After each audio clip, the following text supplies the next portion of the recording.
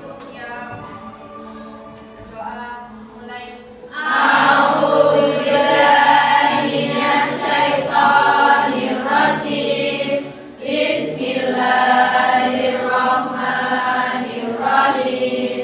Mudah-mudahan dengan bacaan doa tadi, pembelajaran kita kali ini bisa berjalan dengan lancar dan membawa kemanfaatan. Amin. Saya presentasi dulu ya. Alia. Amalia. Berarti ya. Nah, supaya kita nyaman dalam proses pembelajaran, silahkan ditengok kanan kirinya. Ada sampah? Tidak ada. Kalau ada silahkan diambil dan dibuang ke depan ya. Sebelum kita memulai pembelajaran pada hari ini, sebelumnya pada pertemuan sebelumnya apa sih yang kita pelajari? Mengenai analisis pemasaran produk. Ya, betul Mega. Mengenai analisis pemasaran produk. Apa saja yang kita pelajari mengenai analisis pemasaran produk? Strategi pemasaran produk dan rencana pemasaran produk. Ya, dalam materi itu kita belajar mengenai strategi pemasaran produk dan rencana pemasaran produk. Ya. Nah, pada pertemuan kali ini kita mau belajar analisis laporan keuangan. Ya. Nah, kalau kita sebagai orang akuntansi, ya, itu sudah terbiasa ya ketemu sama akuntansi laporan keuangan, gitu ya. Sudah hal yang biasa, sudah nggak heran tentang laporan keuangan. Nah, tapi kita mau belajar tentang bagaimana menganalisis. Untuk apa sih kita belajar ini? Supaya nanti ketika kalian menjadi pengusaha, harapannya ya salah satu atau salah banyak dari siswa saya ada yang menjadi pengusaha ya. Amin. Tujuannya belajar PKK 8 jam dalam 1 minggu gitu ya. Nah, ketika kalian menjadi pengusaha, kalian bisa melakukan analisis terhadap laporan keuangan yang kalian miliki. Gitu ya? Nah, kita memasuki ke analisis laporan keuangan. Sebelumnya nih, sebagai anak akuntansi, laporan keuangan sudah tahu apa saja? Apa saja laporan keuangan, Om? Laporan keuangan itu ada 5 Bu. Yang pertama laporan posisi keuangan, terus laporan laba rugi, terus laporan penerimaan modal, arus kas, sama yang terakhir catatan atas laporan keuangan. Ya, betul. Laporan keuangan. Dalam materi ini kita akan belajar ini. Tujuannya setelah kalian belajar ini, setelah belajar materi laporan keuangan, agak kurang jelas ya. Yang pertama, kalian bisa memahami pengertian analisis laporan keuangan. Yang kedua, tujuannya apa kita melakukan analisis laporan keuangan. Yang ketiga, keterbatasan dan kelemahan. Ya, kelemahan kita melakukan analisis laporan keuangan. Yang keempat, metodenya. Nanti perhitungannya bagaimana nanti dijelaskan dalam metode dan teknik analisis laporan keuangan. Yang terakhir adalah analisis risiko keuangan. Ya.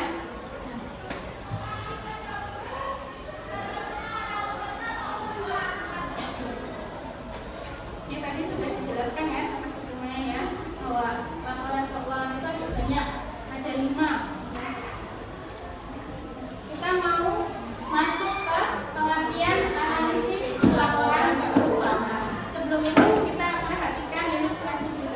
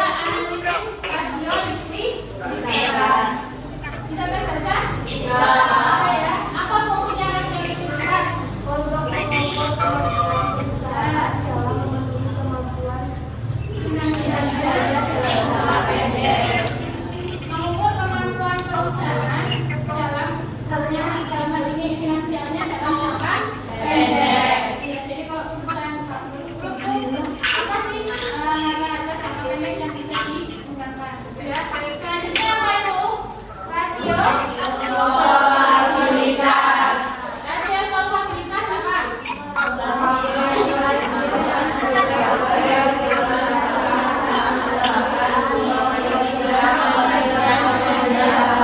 Kalau tadi likuiditas jangka Pendek. kalau solvabilitas jangka Panjang. yang diukur dalam rasio likuiditas dan solvabilitas seperti apa? Kemampuan finansial. Yang beda adalah jangka pendek dan jangka Panjang. Ya. Nah, sejauh ini Pak. Nah, silakan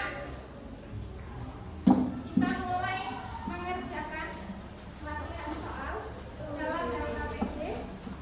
Silakan berkelompok. Urut absen saja ya. Berarti di 35 dibuat 7 kelompok, 1 sampai 5 kelompok 1, 6 sampai 10 kelompok 2 dan seterusnya. Dan posisinya 1, 2, 3, 4, 5, 6. Silakan.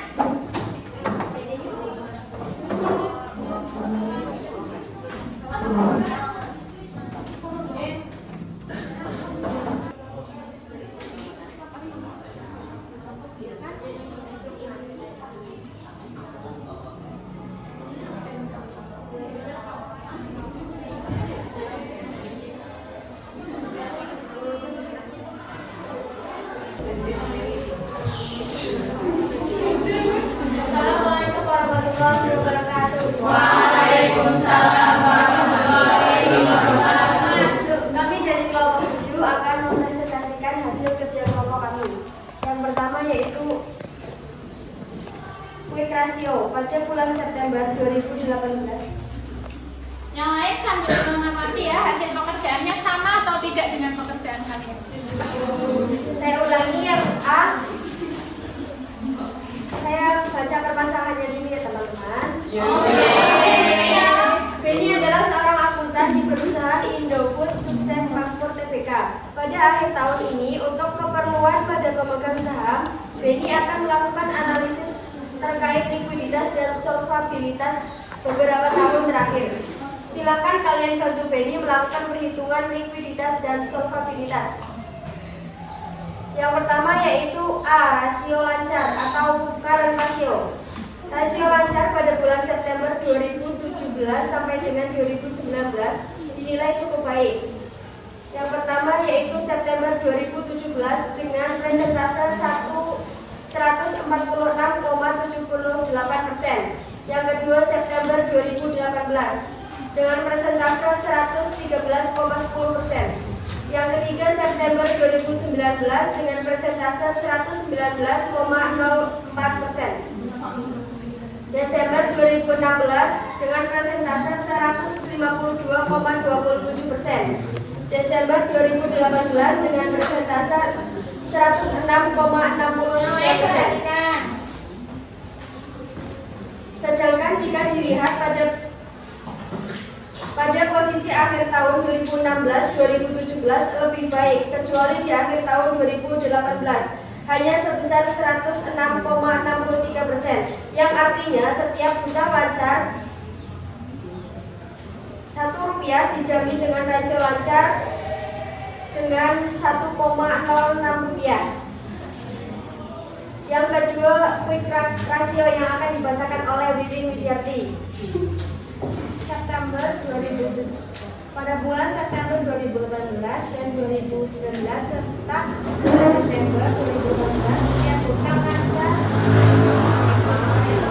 Rp1 hanya dijamin dari aktiva lancar kurang dari Rp1, yaitu masing-masing Rp0,74, Rp0,79 dan Desember Rp0,69. Dan presentasinya. Sekian hasil presentasi dari kelompok kami. Kurang lebihnya mohon maaf. Terima kasih. Wassalamualaikum warahmatullahi wabarakatuh. Waalaikumsalam warahmatullahi wabarakatuh. Sudah betul jawabannya? Kelompoknya Muslimah tadi?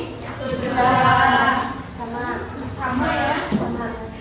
Bahwa ternyata kalau dinilai dari likuiditasnya, perusahaan tersebut termasuk liquid ya, atau dia bisa memenuhi kewajiban jangka pendek. Nah, dari solvabilitas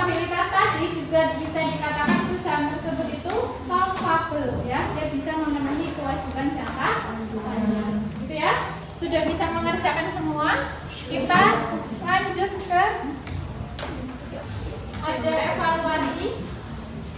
Silakan kalian join ke link ini. Udah ya? Bisa semua? Bisa. Bisa ya? Bisa menguasai materi analisis laporan keuangan? Bisa. Nah, dari pembelajaran hari ini, siapa yang ingin memberikan kesimpulan? Ya. Menurut saya, analisis laporan keuangan adalah proses analisa terhadap laporan keuangan yang bertujuan menilai kinerja perusahaan. Ya, tadi yang pertama mengenai analisis laporan keuangan adalah proses analisis yang tujuannya untuk mengetahui bagaimana kinerja perusahaan. Selanjutnya ada yang mau menambahkan?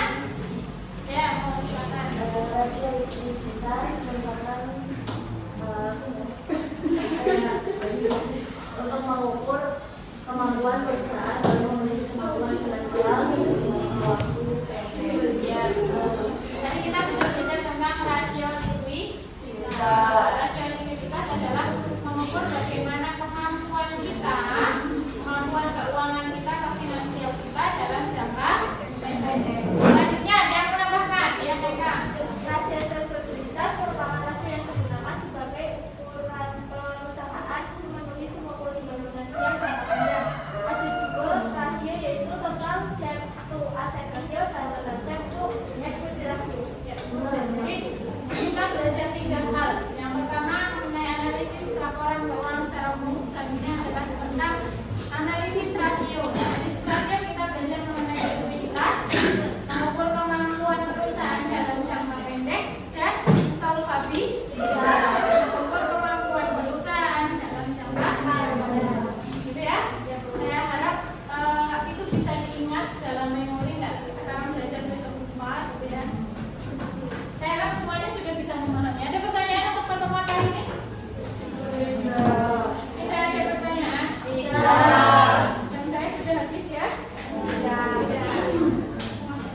Untuk menutup pembelajaran kali ini, berdoa untuk kelas. Di tempat duduk siap. Doa mulai.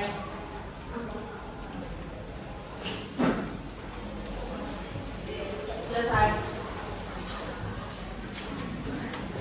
Dari saat